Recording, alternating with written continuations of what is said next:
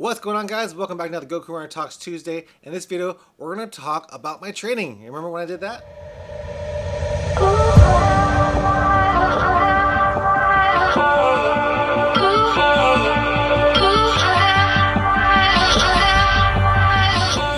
Alright guys, so I haven't really been training. Like I said before in my previous video, I've had a little bit of motivation problems with my training and my running, and my lifting, everything really. I'm just getting a little bit more chubbier. If you guys watched my 25K video, you guys probably saw that. And trust me, I didn't want to remove my shirt because I knew that I wasn't going to be looking all that great. But you know what? At the end of the day, who cares how you look? Just be comfortable out there on the run. If I wore my shirt the whole time during that run, I probably would have overheated and had to walk a little bit more than I did already. So yeah, who cares? Remove your shirt whenever you are running. Be comfortable. But like I said, I wasn't motivated to run, and because of that, I've been signing up for some races. Like last week, I signed up for the 5K that I had, and then I signed up for that 25K. And we're going to talk about those two races today in this video. So the first off, we did the early bird turkey trot 5K over in Lumberton, really close by over here, and it was a really small race, really tiny. It probably had 40 or 50 runners, which was pretty cool, and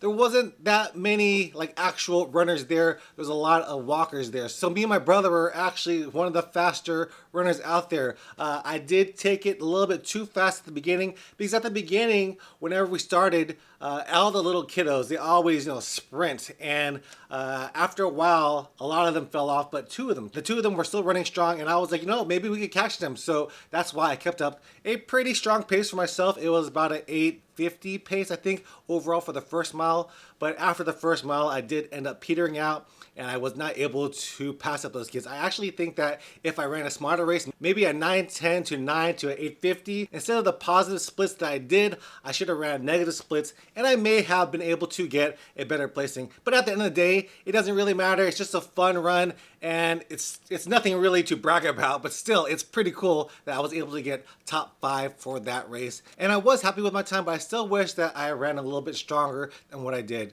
So the next day, the next morning, we had the 25K. So we headed over to Houston to run that race. And usually it's a pretty big race, but this year, I guess COVID, this is the first time it's coming back after COVID.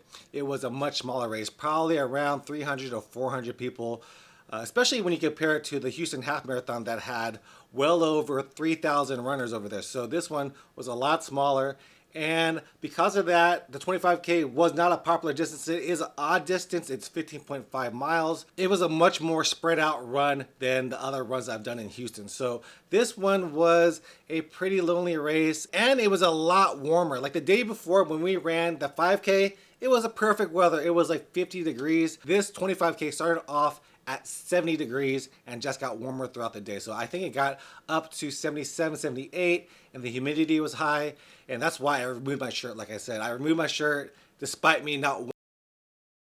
I'm a little bit self-conscious. I know you guys probably don't think that because I do remove my shirt a lot, but I was feeling a lot more chubbier than usual, and it showed on the video as well. That's why a lot of shots are far away. I didn't do any close-up shots of me to show all the glorious chubbiness of myself.